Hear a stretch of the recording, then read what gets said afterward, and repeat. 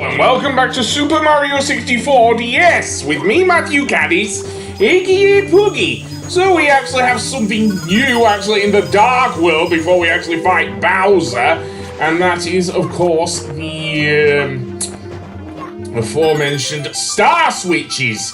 And yeah, seemingly also the red coin star doesn't appear near the beginning. Actually, no, it didn't end in 64, but no, this is something new to Super Mario 64 DS, which, another good addition there. So we'll get to that in a moment, because there's a red coin star, which I did cover in my Let's Play of Super Mario 64. But next is the aforementioned Star Switches, which, if you press them, what will happen is it will make a star appear in a specific area. So you saw towards the beginning of this area, there was this kind of casket with a star inside it or something like that. That is where the star will appear, basically.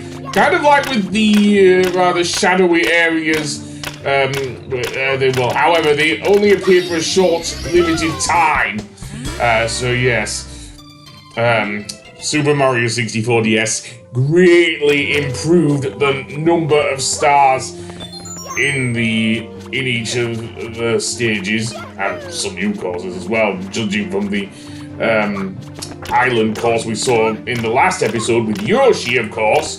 So yeah, as for Bowser, he actually looks a lot more like you would expect him to nowadays, rather than his rather blocky self on the N64, the early N64 game, am I right? So yeah, as for Bowser, he moves a lot more, well, like Bowser as well. He's not less jagged and everything. Same thing you have to do with Bowser. You still have to fling him against the mines and then writhe around in agony, I guess, on his back. But that being said, that actually looks scarier than in 64, seriously. And at the end of each boss fight, you still get a key. And that will unlock, like in 64, the next area. In this case, the next area with Hazy Maze Cave and all that. So yeah. So let's have a look at the power-ups, because they are different, because we now have 4 characters. Mario can still actually use the wing cap as seen here. It actually flies a bit better than in Super Mario 64. I don't know about using the controls though, because it seems to bob up and down a bit. But it seems to soar a bit better there as well. So gliding isn't a problem with the wing cap. But yeah, I'm not sure, but there you go. Likewise with before, you can sort through each of the coin rings to get each of the thing, and you can pound down the red switch in order to unlock the wing cap, of course. And there's also the secret star for getting all 8 red coins. So yeah, so we can now return to any level actually and use the wing cap now, as was the case in 64 once you unlocked it. And that's not the only power-up Mario gets. He also gets a Super Shroom, which behaves in the same way as the Mega Mushrooms would do in later Mario games. It would make him grow big and smash all enemies in the same way as, dare I say, the Mega Mushroom. The other one is the Bloom power-up from Super Mario World, which would finally make its appearance first appearance in 3D in this version of Super Mario 64, so yay. And Yoshi, he can breathe fire, which is actually quite awesome. Yeah, seriously. And here's an example. Oh no, that's wing cap Mario. Never mind. Well, I might as well show off Mario wings to the sky anyway, since the wing cap is now unlocked. Like before, you have to fly through each of the rings, and like before, we have to. It's hard to center the camera. I should know. I have played Super Mario 64 DS, so there you go. And yeah, but that's that, I guess. And both Wario and Luigi also have their own specific power-ups.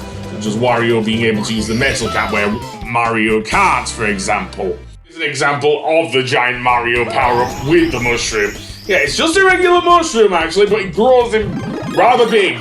And like with New Super Mario Bros. And Super Mario 3D World, he can stomp on enemies and anything in his way. It is that powerful.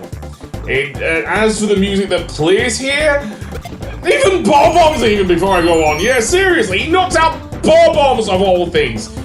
Normally in Super Mario 64, a bob-omb, you'd have to pick it up and throw it just to get it away from Mario.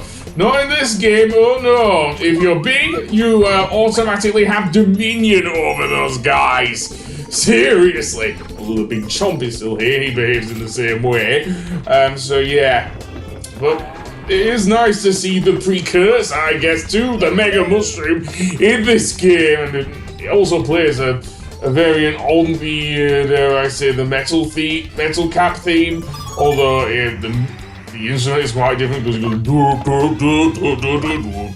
kind of a deep instrument, really. The level that's had a bit of an overhaul is Big Boo's Haunt, because now we have another mini-boss to find Luigi here.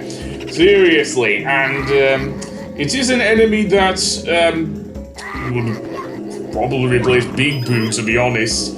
So yeah, but there is this room here, which was not in the N64 version, with floating platforms and everything, and some of the red coins. It replaces, I believe, the room with the multiple platforms and everything that leads down towards Big Boo's merry-go-round. I almost said roundabout, but that's the British version of that.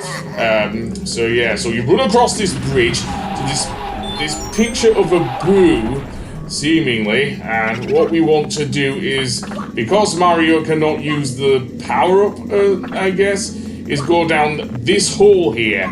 Yes, this hole, and this will take us to a secret area full of Boos, and you can actually hear some weird cackling or something.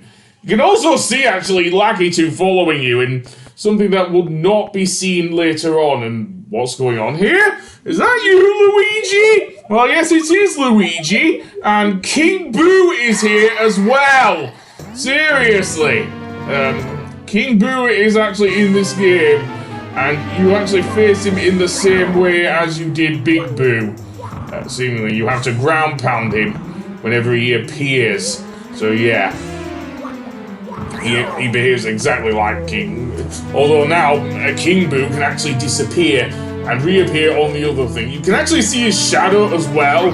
So yeah, with that you will be given Luigi's key, in which you can actually unlock his room. So yeah. And I think I will cover Luigi on the next episode, seriously. But I'll see you then. Goodbye!